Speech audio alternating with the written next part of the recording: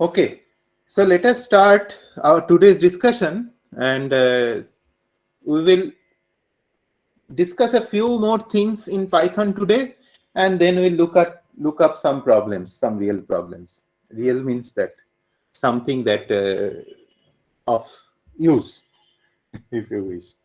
Okay, you may see that secretly I added a problem to here, but that is what we will discuss also. So any question that you have before we start?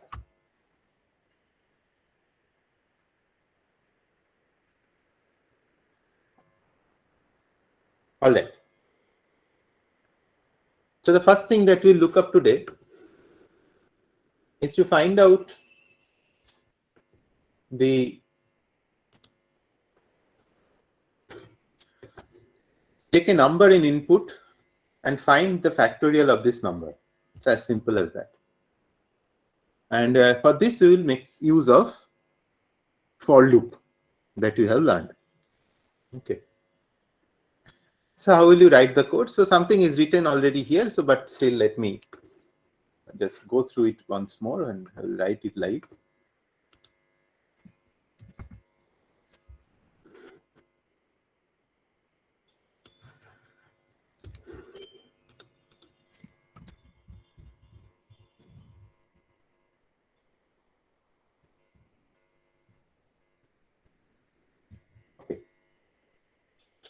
So what are the steps that I want to do in this?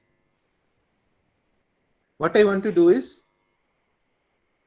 so that let us write the pseudo code for that. Pseudo code means essentially the algorithm written in plain English. The first thing that we like to do is, I am audible properly, right? Yes, sir. All right. Yes, sir. The first thing is that take the input. Second thing is calculate the factorial. Third thing is state the output or print the output. Straightforward. See, how am I writing or going about writing the pseudocode is that first I break my program into three parts. One is taking input, calculate factorial, print output. But calculate factorial, you don't know how to calculate, that we have not stated yet. So here, then what I will do is I will say that how the factorial is calculated. So what will I do? I will initialize a variable to 1. So factorial is always, we are talking about factorial of positive numbers. So the factorial is always starting from 1. So I will have a factorial variable which will store the value of the factorial and print it in the output. So I will initialize, means I will initially give the value of that to 1. Okay. Run a loop from 2 to n. So the input says n. So I'll run a loop from 2 to n. Inside the loop, what will I do? Multi. And so this variable, say let's call this variable factorial, because this will store the value of the factorial. So inside this, I will factorial will be factorial into index of the loop, say I. So what am I doing here is essentially when the loop runs once, the first number gets multiplied, 2 gets multiplied, then when it runs 3 gets multiplied, and you keep on doing it up to n. And that is my algorithm, right? That's all in the algorithm. Any question here? It's a very simple thing. Maybe most of you can do it, but still I'm writing this because we can carry it forward and show you some few more things. So, okay, so let's proceed.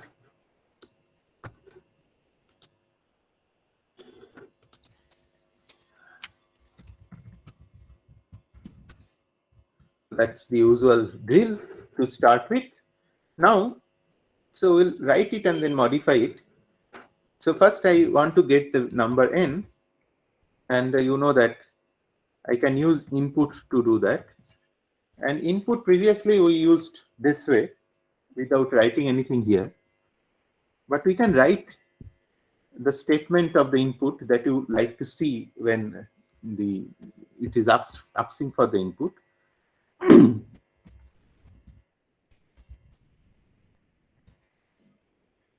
It says that enter a positive integer. Okay.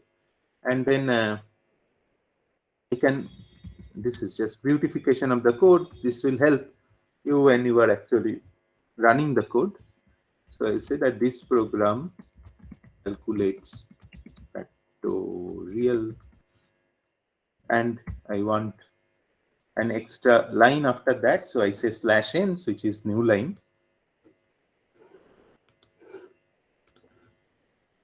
And so it says enter a positive integer. So and then I say /n. And this positive integer I will call nn. So it will ask me nn equals to something. Okay. So let's execute. This we have done last time also. So let's execute this. First time it takes some time because it connects to a server in Google.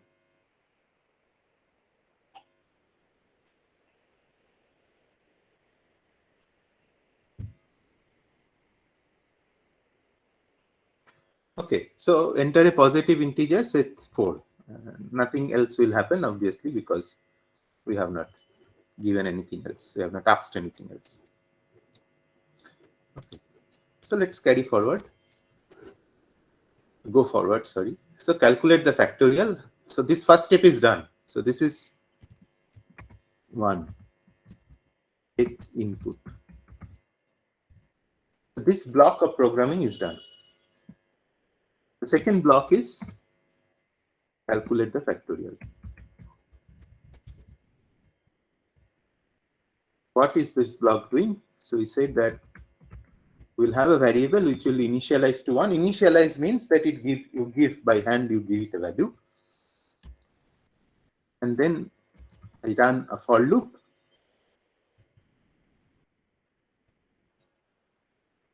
Now I want to run it from starting from 2.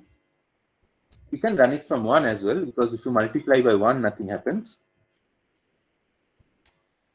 But here I have to give nn plus 1, because then it will stop at n. Remember that the array indices or the list indices start from 0. So if you write there n, it will create a list which has n indices. So because of that, the last index will be n minus 1. But I want to run it up to n plus 1. Run it up to n. And inside, what I do is I do factorial equals to factorial into ii. But that there is a clever way of doing it. Just clever means that writing short. This essentially means that it will multiply factorial with ii and add to factorial. So that's star equals to.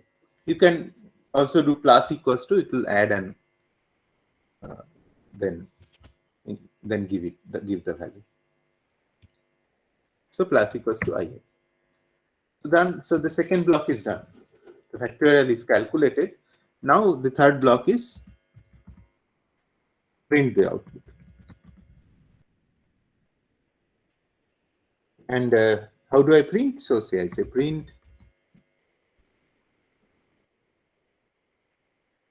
You can just write nn factorial equals %d.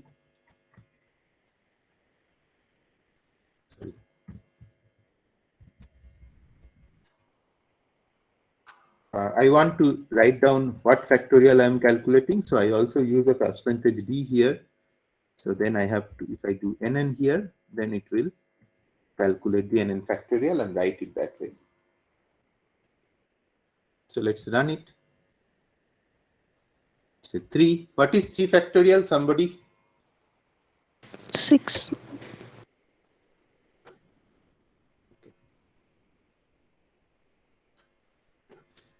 So what is the problem? See, the problem is when I took the input, it gave I gave nn, but it is taken as a string. which I said last time.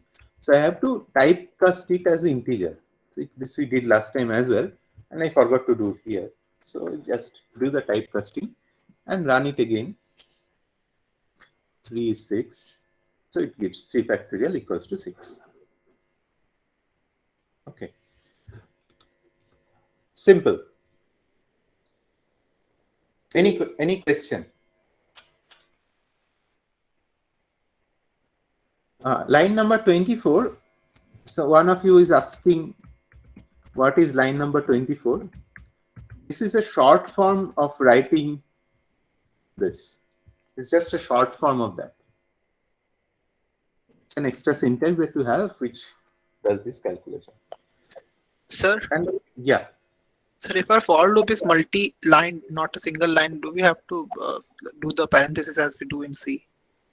No, because here the parenthesis or how much is under the for loop is understood by this tab character here. Like if I have another line which is also in the for loop, so if I have a tab here, so it will understand that that line is also in the for loop. So till what it is in that tab is inside the for loop, or if statement as well, the similar thing. Sir, how would the collab understand it? Not the collab, the Python. Python. Yeah, so in this case it's an interpreter, but whatever it is. So the way it understands is that you have a tab. So if it has a tab character, so it knows that it is inside that for loop. What's a tab character? Yeah, tab is also a character actually. Okay, so now let us make this a little bit. Yeah, go ahead. So what if we take nn is equal to 1? What is the factorial of this printed one? So you mean that you don't know what is the factorial of 1? So, no, sir. By this program, it is this printed one as a it is printed one because see the for loop never runs then, right? Because it starts from 2. So it says that the for loop don't need to run, so it just skips to the print and prints 1. Okay, so you cannot ask what is factorial of 0, and then also it will print 1 in this case, because it will come here and then the for loop never runs because I is, so this is 0 plus 1, right? So you are asking a range 2 to 1, which is not possible. Fine. Okay, sir. So let's ask the question that I want to run this. So what is happening here is that I run the program, I get only 1 factorial, right? But what I want to do is, I want to keep on running it. I have to calculate say 100 factorials. So it's like a factorial calculator. Okay, I want to use it that way. So what I have to do? So what I need to change here, let's see. So let's that be a different code. So problem 3. Because then I can show you something more.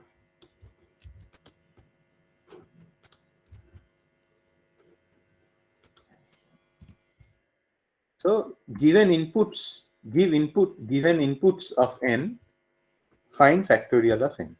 So you can give one input at a time, you get the factorial, and then give another input and get the factorial, etc. So what it has to do, see what it has to do is, once it has calculated and then printed the factorial, it need to have a way of going back to ask you for the integer again, right? So I need to go back from this stage to this stage again. So that is what I have to do. And I may not need to go back all the time because I may at some point I may want to end my calculation. So I need to have a question asked here. So this has to be changed a little bit. The calculate factorial block will be exactly as it is, and take input block will also be exactly as it is. So I'll have a 0 here. And so because you are running this code, you will run this at least once. So this will continue. At least once it will run. Then ask if you want to do more, if yes, go back to 1. Right?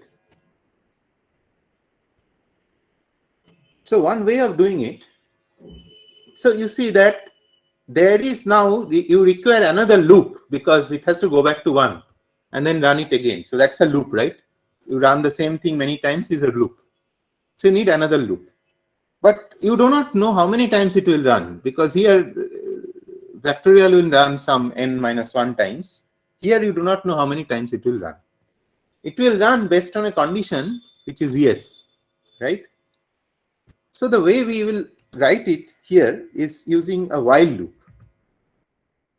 And so it will check if some condition is true, and say that condition we call flag. And we did not talk about, but there is a variable type which is called Boolean, and you know that Boolean can be either true or false, right? So flag is a Boolean variable which is either true or false, 2 states. So I have the flag raised, which means that it's true. So I say while flag, means that while flag equals to true, it is true, so it will happen. So it will enter this, while is also a loop, so it will enter that loop.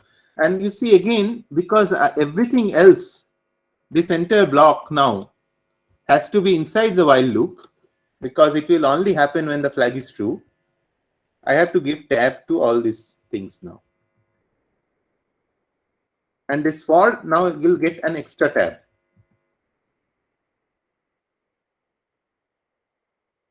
The collapse shows you that which block is under what. So this entire thing is under while, this is under for, etc., which is nice. So I calculate everything. Now what I have to do, I have to ask a question whether you will like to continue. So if you want to continue, if you want to calculate the factorial of another number again, then you go back there, right? So that was the last step. If yes, go back to 1. So what do? So I get the value of flag. So this is supposed to be a Boolean variable. Sorry.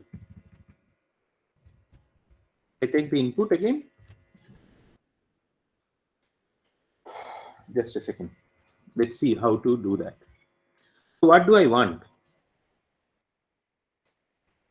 I want, if the input is something, some character I will type in my keyboard, say that character is y. Okay. So if the input is equals to y, and this y is a string, so I want this as a string. So if the input is equals to y, then flag is true, right? So this is how to check input is equals to y. So if this is what you will give in input, if this is equals to y, then that is my flag. So I'll write it this way. And obviously, you want to write a sense statement here. So say you ask, continue. If you want to continue, write yes.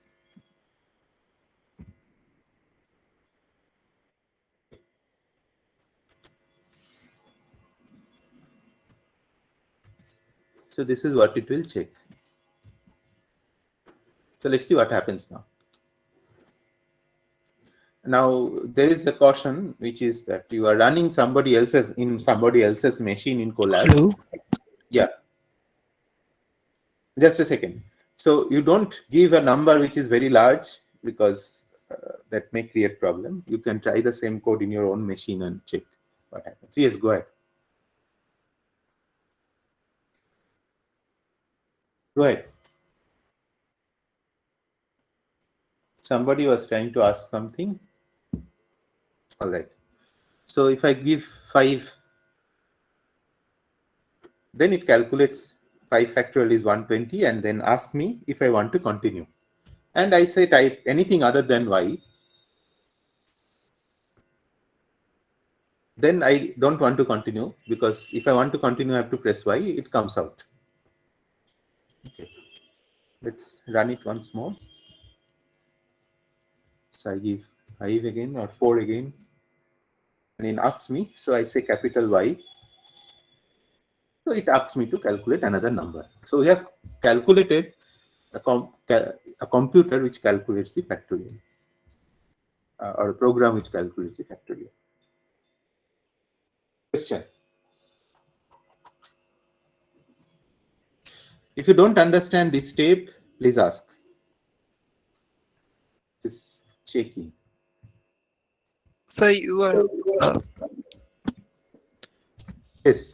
so you lagged out in my screen. I didn't hear anything. So the last step, the line number 37. Yeah. Checking if you want to continue. So what you are doing is, you will continue based on an input that you will give from your keyboard, right? So you will say that I want to continue or not. So that's an input that you have to give. So what I'm saying is, if I give the input as capital Y, then I will continue. Otherwise, any other input I will give, I will not continue. How do I check? So I check whatever the input that I have given, which is this, is equals to Y. So this is a conditional check, right? So equals is conditional operator, whether the thing which is highlighted is equals to the right hand side of that. So line number 37 is checking if what you give an input is equals to capital Y. If it is capital Y, then flag will be true. And if flag is true, then this while loop will continue, keep on continuing. So while what you give here is a condition, the condition is whether the flag is true. So it will keep on continuing. Okay, and that's what is happening. So once I give Y, it is continuing. If I give something else, like here I have given N, so it has come out. Hello. Hello. Yes, sir. Yeah. Okay. So now, so let's move on. Let's say that how do I do something more? Just a second. Right. Why is the new thing not opening?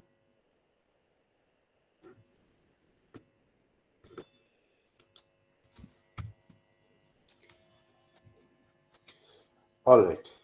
So I don't want this. Now let's change the problem. Okay, before I move further, so I want to tell you one thing is that, so in C, you know that the for loop is supposed to run with integers only. Python is a lot more flexible. I can even define a list of, say, for example, strings.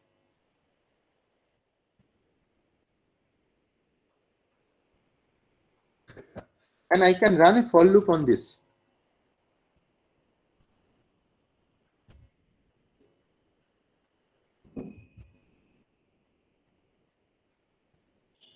Okay. So once you do that, am I still audible? Yes, sir. You are. Yes, sir, you are. Just a second. So let me get rid of all these things. So let's see if it runs. Yeah. So you see that this is bizarre if you are from C language, because C only run loops on integers. Here I have just run a loop on a list. So every element in that list, I have just printed the name of the elements. Okay. It's just so there is many different ways to run a for loop in Python. So that's what I wanted to point out. So that you should go. So the idea is not to teach you everything here. The idea is that I give you something and then you go back and check. So let's look at another problem. Sir, can you go a little slow? Yeah, all right. I will go slow. So let's look at this problem.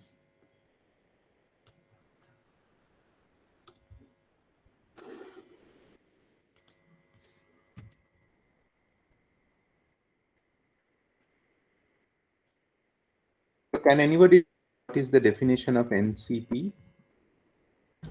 n factorial upon p factorial into n minus p factorial.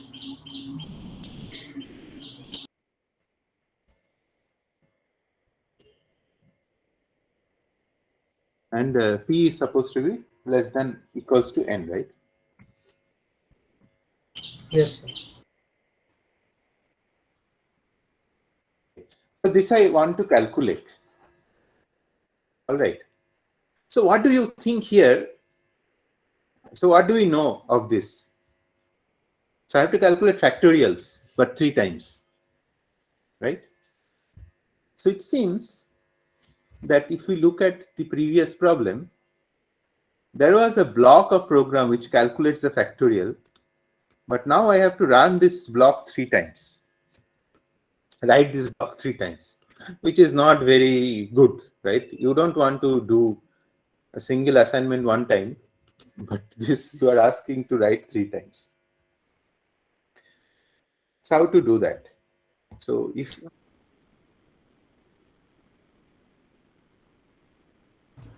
So your voice is disconnected. can you hear me? Yes, Yes, sir. now it's audible, sir. Hello? Yes, sir, it's audible Yes, now. sir. Okay. So I have to do a calculation of factorial 3 times, and it is not very economical to write that block of code 3 times all over, right? So I need something. I need to write the block of. I want to write the block of code only once, and that will suffice for me. The way you do it is using functions. Okay. So what I will try to do here is replace that block of code, which is this, with a function. So what will that function do is we'll say what is a function. If I give that function an input, which is n, it will tell me what is the factorial of n. Okay. So let us write the pseudocode here. First, I will take inputs. I'm writing now slow, rather fast, because this we have gone through many times. So now I'll say calculate NCP, use a function for factorial.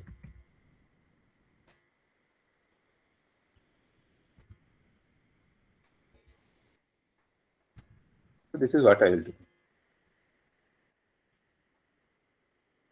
And let us now just copy from here.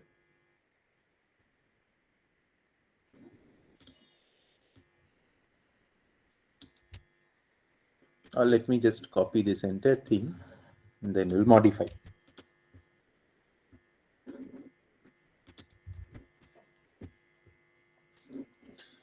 So this program calculates, so this is n and p now, calculates NCP or combination, right? It's called combination.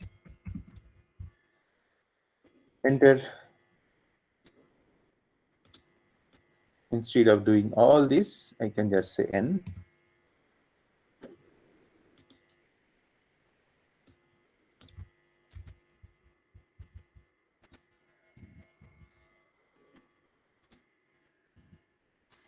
And I will do one thing clever here, because I know that n has to be always greater than p. So I will, if somebody gives the opposite way, I will rearrange. I will take n to be the maximum of n and p to be the minimum. The way you can do it is this. So I have a tuple n and p, and I'm taking the maximum of that, and then now Python is clever enough to understand that whatever I have written here before the comma will be equals to this, and whatever I have written here after the comma will be equals to this. Okay. And the people who know other languages, I leave it to you as an exercise to think why it is I have written this in one line. If you want to write this in C, for example, what is the major difference, but I will not tell you. But this is what it is. Right? Now, what we said is that we will use a function to calculate the factorial. Now, what is a function? So you know that function in case of analysis, you give it some inputs, and based on those inputs, it will give you an output. Right? That's a function. So f as a function of x and y. So I can have n number of variables in a function, and it will give me outputs. In case of programming, can you hear me? Yes, sir. Okay, so some people have difficulties. Maybe all of you can try to switch off your microphones if somebody is on.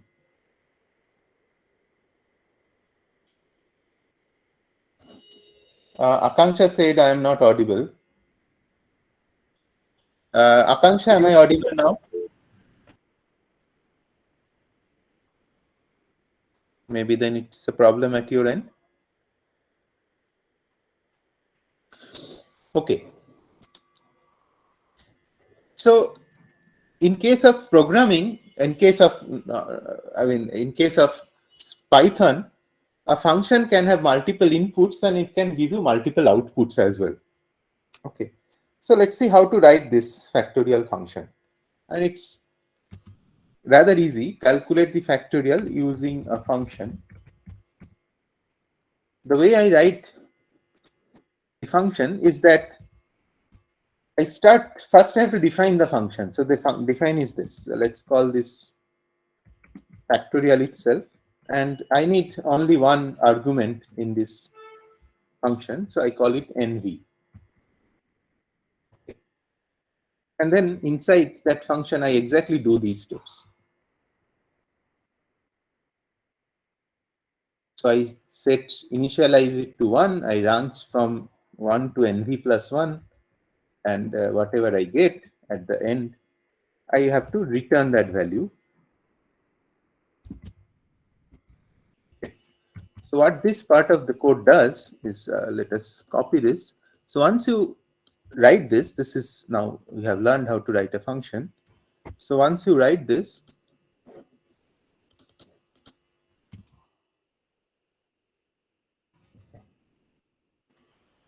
then you give it a value of nv, it will return to you the value of the factorial of nv. And usually I will suggest that all these functions, whenever you write a function, you keep the function at the beginning of your code instead of writing wherever it is first time used. Okay.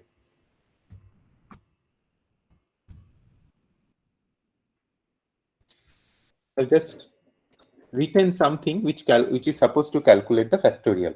Now we'll see that in action shortly, but this is what I have now. Any question? What all I have done is I have just copied that block of code and keep it under this definition called a function is a factorial function. So you see that I have factorial here and factorial here. That may create problems. So let's call this fact. This variable name I can change. Sir, what's this NV? NV is just a value. See, here we will give different values to calculate factorial, right? Sometimes we'll give n, sometimes we'll give p, sometimes we'll get n minus p, etc. So whatever the value you give here, if I give 3, it will calculate a factor of 3, factorial 3. So NV is like when you write f as a function of x, NV is that x.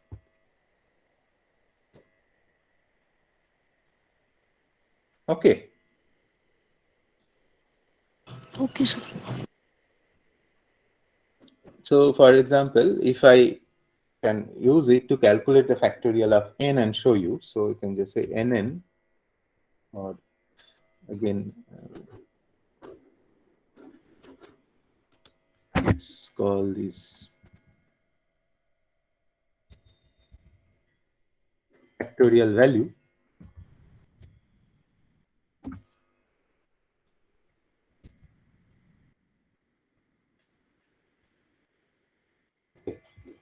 So this program right now will not calculate the combination. What it will do is it will take the two inputs, n and p, and it will calculate the factorial of n, just we are doing before. Okay, just to check whether this function works. So let's see what happens. So it asks for you the value of n and the value of p, because both of them we have given as input, and it calculates the factorial of 4 and gives you the output. So what we have done here is that we have written this one line which replaces this block of code, and that has gone to here. Because now what I can do is I need to calculate n factorial, I need to calculate p factorial, and what else I need to calculate? N minus p factorial. Let's call that n minus p, nmp.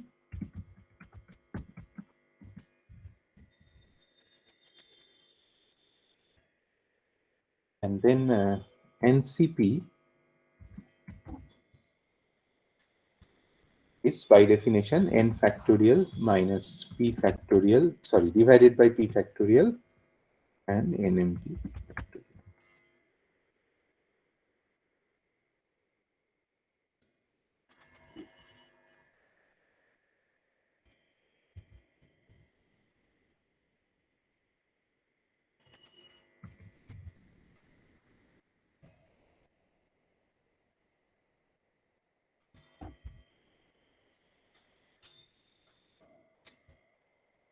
See, I did not need to write the block of code that calculates the factorial 3 times because I wrote that function.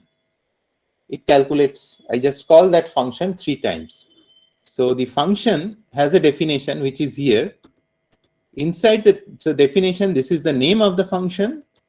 Here, what are the inputs that I'm giving to this function? And then it does some calculation, and it gives you, in this case, one output, which is the factorial value of nv. And then while I am executing things in my code, in this block, calculate the factorial using a function. So I am using that function to calculate the 3 factorials, or not the factorials, the factorials are here. And then I calculate ncp just from the definition. So I just run this or call this function 3 times. Question?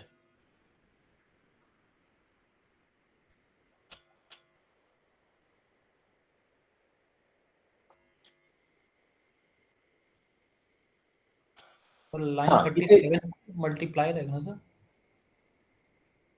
sir? Just a second. Before that, Hitesh has asked to repeat line number 29. So here what I am making sure is that n is greater than p, or greater than or equals to p. Okay. So here n is greater than or equals to p. That is what I am making sure. How am I making that sure? So I'm saying nn, if I write it this way in Python, so it will understand nn is the maximum of nn and p. Whatever is the maximum of n and p, so that will be nn. And whatever is the minimum of n and p, that will be p.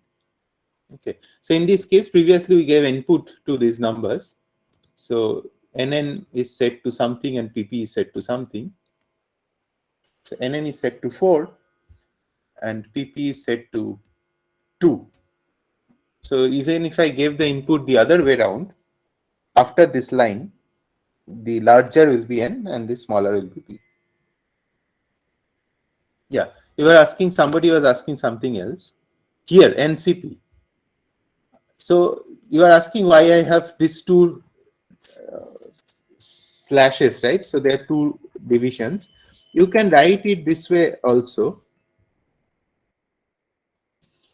But if I write it 2 slash, it will divide twice. It is not that it is a division of the denominator.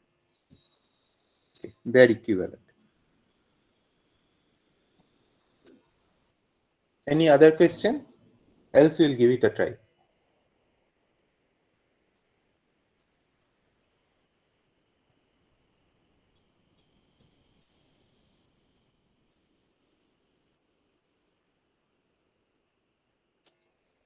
Okay, so let's give it a try.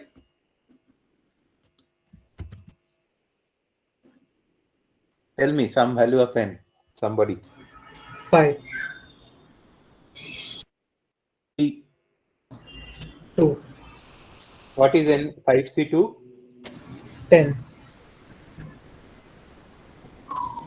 Okay, it's working. And so you see, I can even write a new function which will replace this block of code.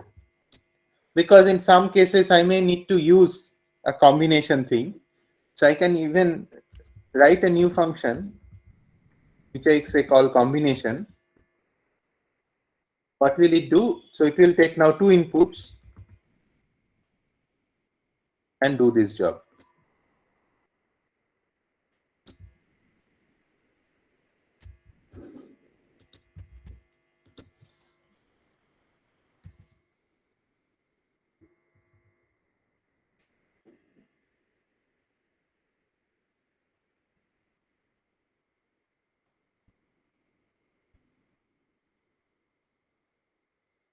And return the value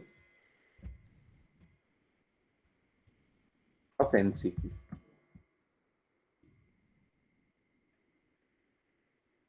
Okay. What I need to do here?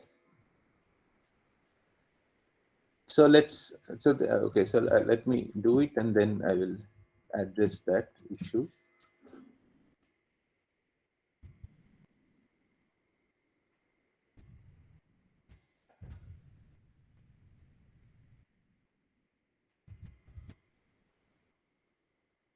Okay.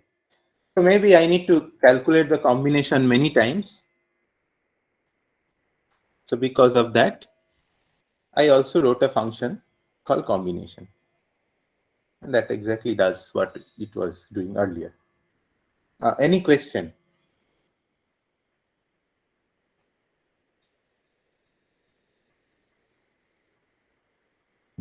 So the function combination is using factorial function. So Right. So this can't be. this function can use another function as well.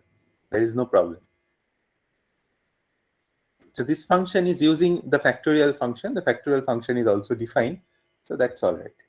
So just like C, does it execute from the top to down in top to down fashion? So it's not always like that, but it is better to write top to down. I'm just asking if we write the function combination before the factorial, would it give error? You can try and check. Okay, so there are cases where it will not give errors, but it is better always to write all the 0 levels functions up and then get down. Okay, so if this function is using this, so this should, it's better to write it early. Okay, see, let us run it once and then I will show you something more interesting. Say 4, 5.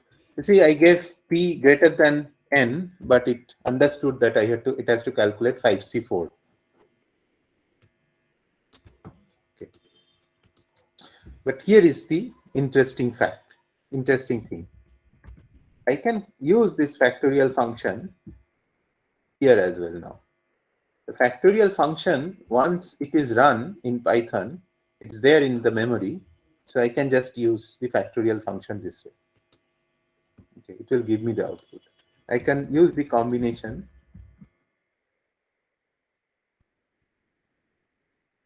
and it will give me,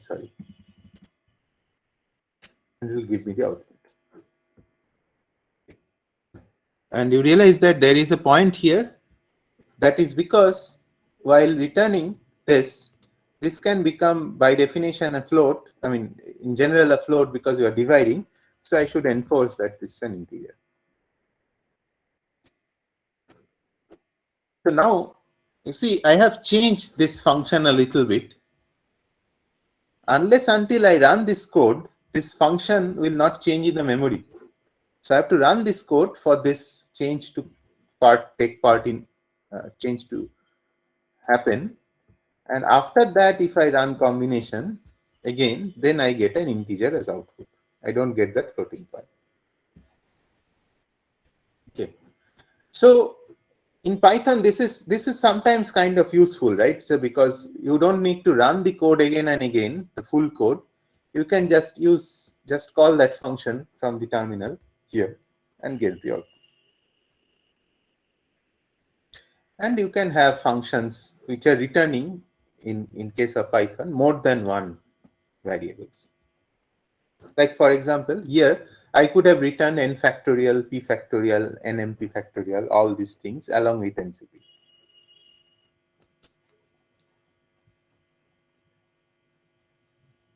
Okay, so I will request you to go through functions by yourself such that you can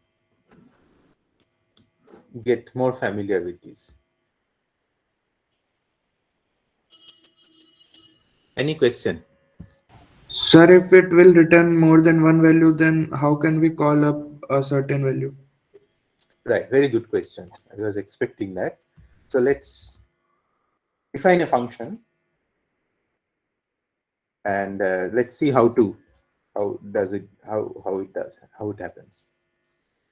So let's say that I define a function called swap and it takes two inputs and what it gives in output is a and b again, but which one is greater comes out first. Okay, so which we know how to do.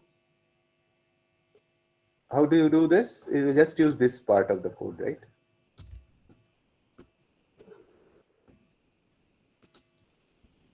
So AA comma BB is whichever is maximum, it comes out first.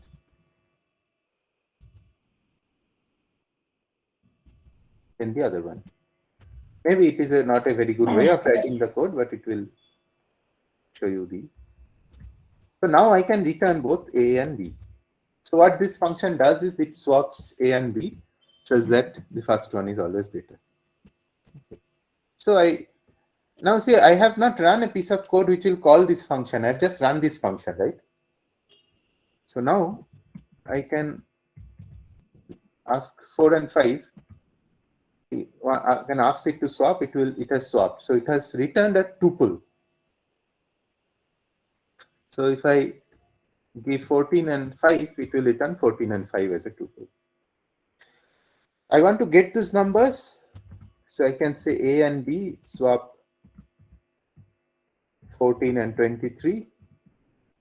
So it will store those tupled those values in 14 and 23. Sorry, in A and B.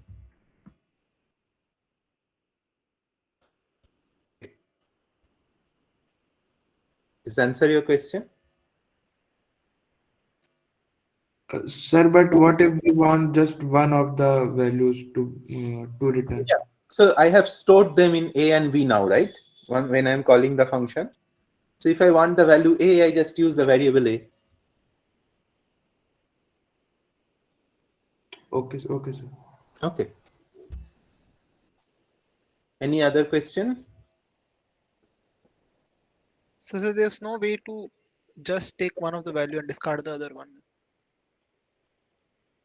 That's what do you mean by discard the other one? The function will calculate both the values and return, and you may use one of the values, right?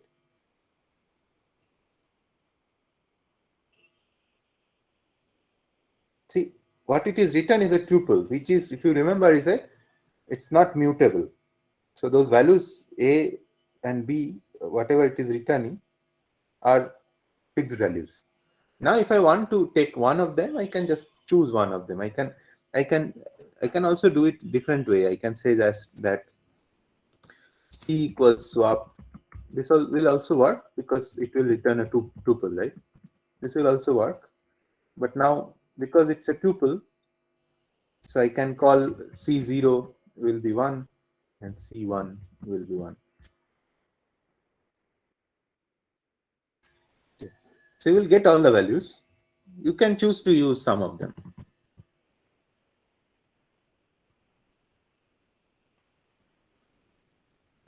So for swap, if we do define swap AABB and return BBAA. Would that work?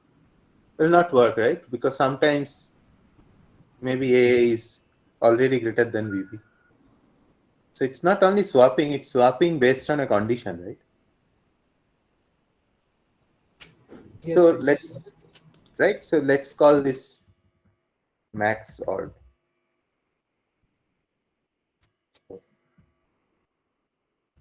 now it's in maximum order. So maximum come first.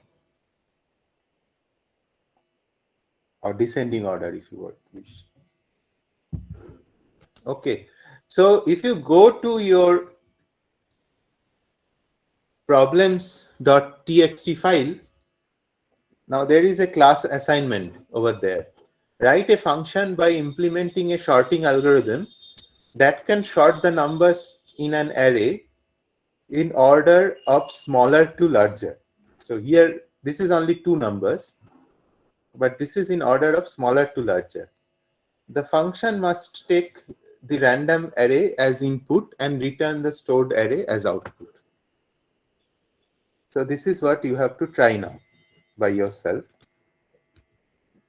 Only this first part.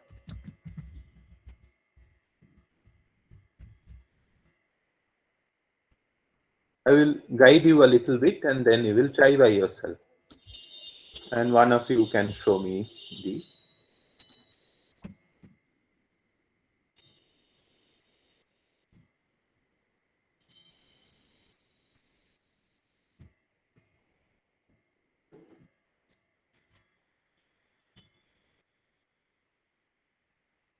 Okay. So what is the algorithm? Can anybody guess what is the algorithm?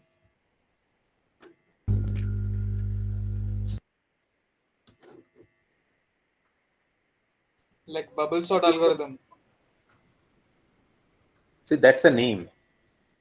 You can say Prashun algorithm. That doesn't tell anything, right? What is the simplest way you can do this? One for loop inside the other, basically. No. So again, so that's you said two loops.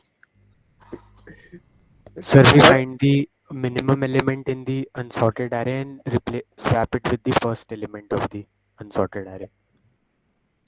Right. So what I do is that I first check. I mean, I am telling you the simplest thing that can come in one's mind is that, say, I have. Let me write. Let us take an example. These are the numbers I have. Okay. So what I do is I first check the first two numbers, and I am asked to can sort numbers in an array in the order of smaller to larger. So I write like maximum order, I write a minimum order type of thing where it returns the minimum first.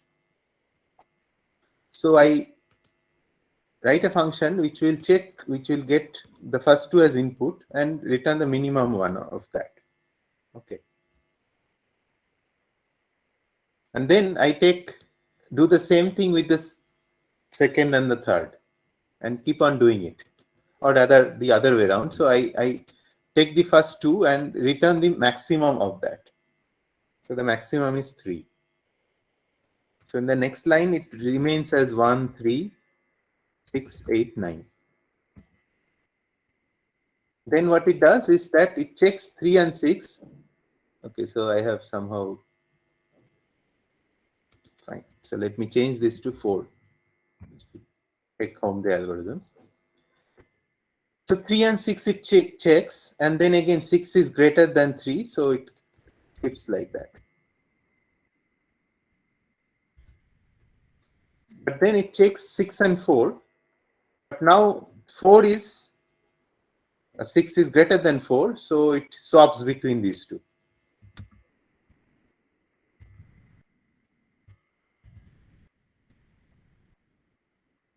And then it checks between 6 and 9.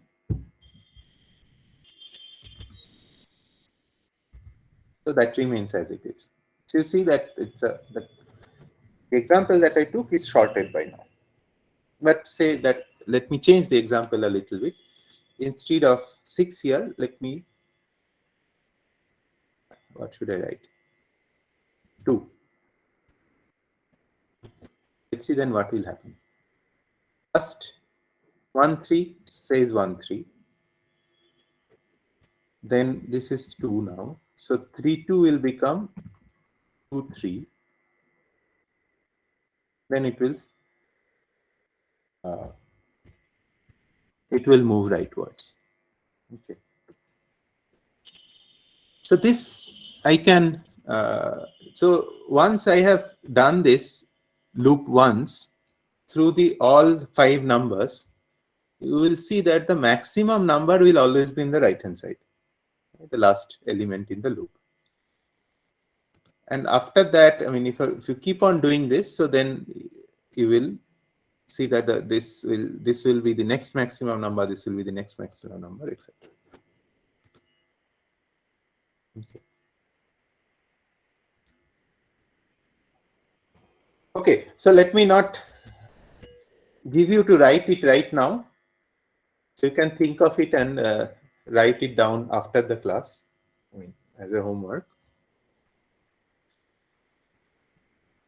You can learn about, so somebody said bubble sort. So you can learn about bubble sort, what is the algorithm from Wikipedia or any places, and then try to implement this. So this will be one of your homework then.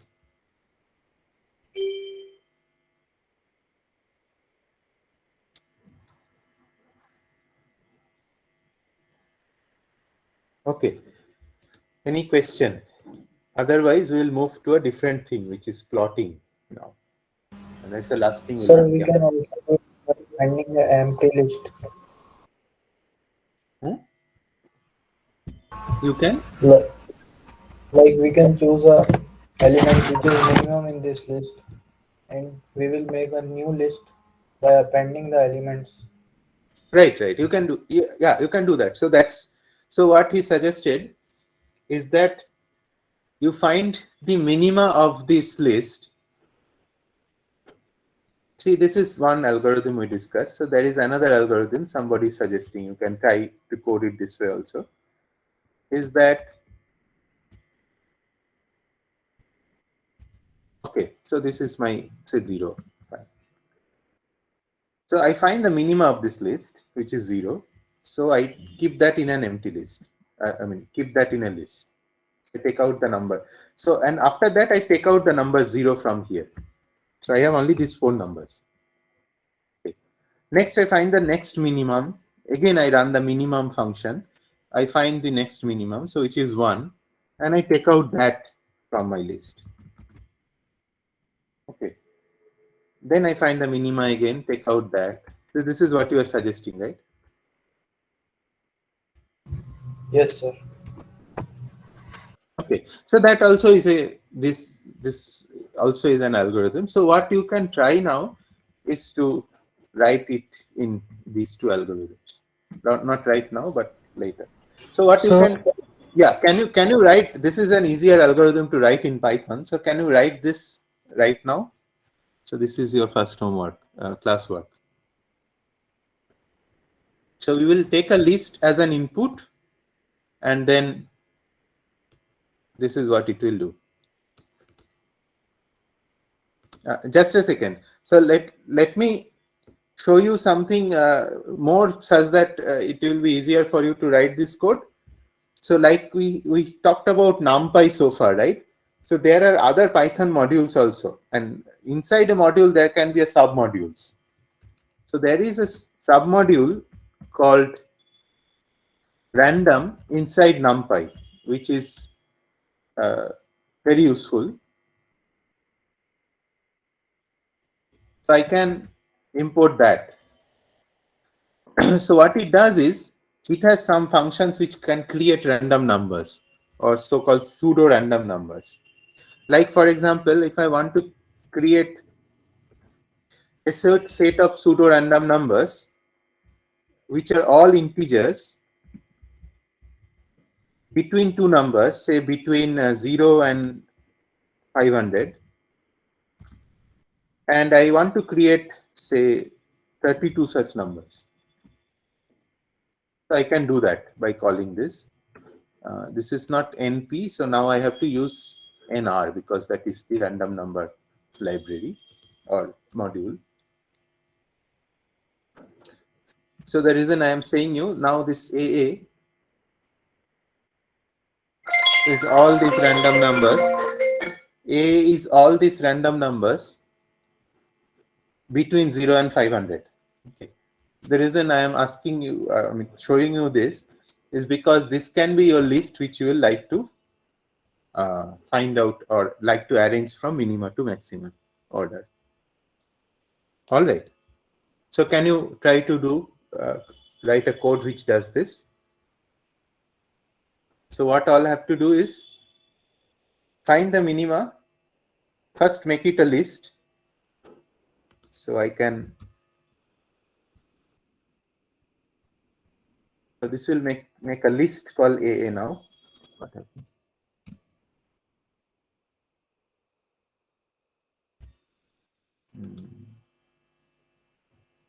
And I forgot how to make a list.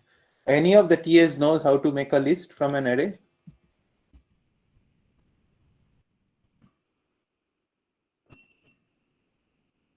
Any of the TAs are list available now? bracket AA. So Okay. list आगे आएगा. So list as a function. List is a function. So this is list as a. No, not that. Sir.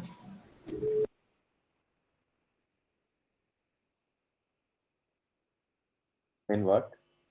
So np dot array bracket list. NP.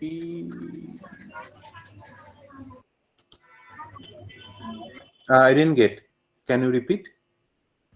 Sir, np dot array in bracket square bracket list. NP dot array. Small inside a small bracket list. Firstly, we have to create a list, then it converted in the. Sir, you can just try AA dot to list, like Right, it's right. a method. Right. So this is So that will convert AA to a list now. I just forgot that. So you should keep brackets. Right. Sorry.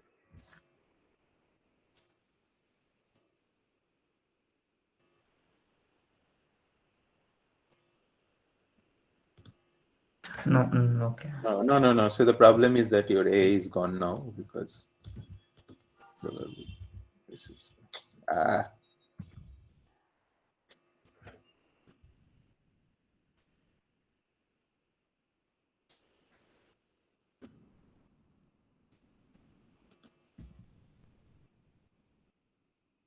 So this has become a list.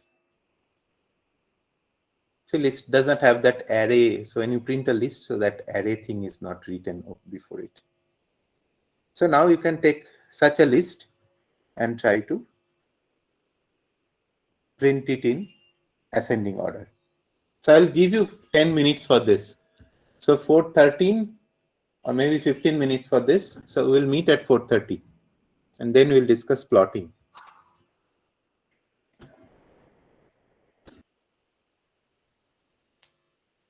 Okay, if any of you have the pseudocode, can you share your screen and show it to us?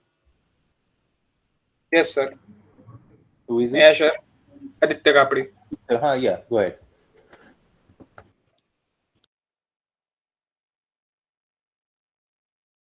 I think you can share your screen, right? Even if I am sharing it. I think so. Yes, sir. Is it visible? Right, it's visible. Go ahead and explain. So the pseudocode basically has 5 steps. We can first input the list AA that we have taken just as random. Then we create an empty list BB. We append BB with the minimum element in A and repeat this process until, and we have to remove each minimum element in A as well as we append it. And we repeat the process until A is empty. And then the list BB will be the sorted list. So first I create the list AA with random integers. Just 10 for now. It could be any length we want. We let A be a list because this will give us an array. We create the empty list BB. We print A first just for convenience. Set the index I equal to 0 and say for I in this given range between 0 and length of A. We Tell everything with 10 times lower speed. Sorry, sir. Okay. We first create the list AA. We make that a list from what it was firstly an array. We create the empty list BB. It has no elements right now. We print the list AA so that we can use it for convenience later. We let the iterator I set to 0, and we create the loop for. Yeah, so Yes, that step is not required. That I is set to 0. Why is it required? I don't know, sir. Like usually in C we set it to 0. I guess. Yeah. So here it is not. Yeah. Okay, sir. So in we set I plus equal to 1 for increasing the I every time. Sir, this step is also not required. Yeah, It yeah. isn't? So can you just remove those steps Okay, sir. and check what happens? Yeah. Okay, I'll just try it. Okay, it's the same. Cool. We can append the empty list BB with each of the minimum elements, and we remove those minimum elements every time from it. And then we print the final list. Good. So that append and remove is something we discussed probably first time, but I did not show you explicitly. So that you can do in Python. I mean, this list operations are written, so you can do it easily here. So I have one comment in your code, which is that like you have used in the inside range, you have used length of AA.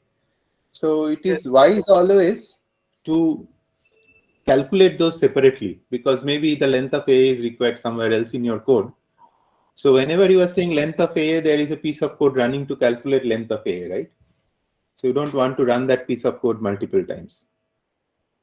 For this So code, also that 0 is not required, right? 0 is not required, yeah. This one. Yeah, right. Okay. Because see, when you say range returns, if you don't give the first element, so it will start from 0. Okay. If you give an element, so it will start from there and go up to length minus 1. So which is what you need here. Sir, I have done using bubble sort. Should I? Yeah, you can. Sure. Okay, sir. Yeah, so from here, so firstly I import this numpy random to create like list from 0 to 500. Here I specified 32, like you can choose any. Like now we convert it to a list using this a equals to a dot list. Now this is the random. I printed a so that we get to know all the elements like before sorting it. So this now we define. I just defined a swap function UUVV as minimum and maximum. Then n is length of a. So now for I in range and for j in range. So there are two nested for loops from n minus 1 because I'm checking adjacent cells. So from 0 to n minus 1, so that it will cover n spaces. Now I check adjacent. If the next element is smaller than the previous element, you swap it. So by doing this, what will happen in first iteration, all the adjacent so smaller Go ahead. all the adjacent smaller numbers will come to the left side, but that won't suffice because we have not yet arranged them completely in ascending order. So that's why we require two loops, so that by the end of the outer loop all the array would become sorted, and so we print the new sorted array A as this. Right. All right. So can you go back to the code one? So do you see something is redundant, or can somebody say that what is redundant in this code? Same thing done twice, basically.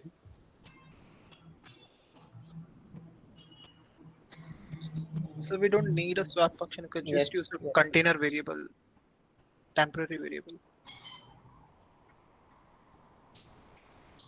Anybody else? Uh,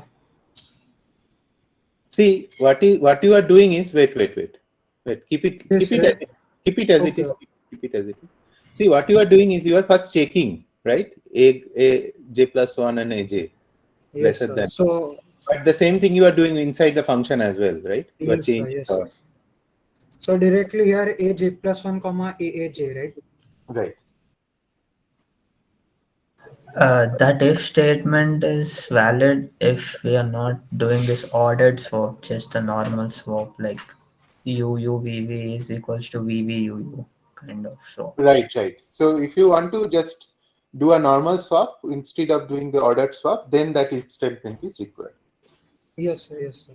Right. But anyway, so you see, once you start writing and re-evaluating your codes, we always figure out that there is something that we can do better.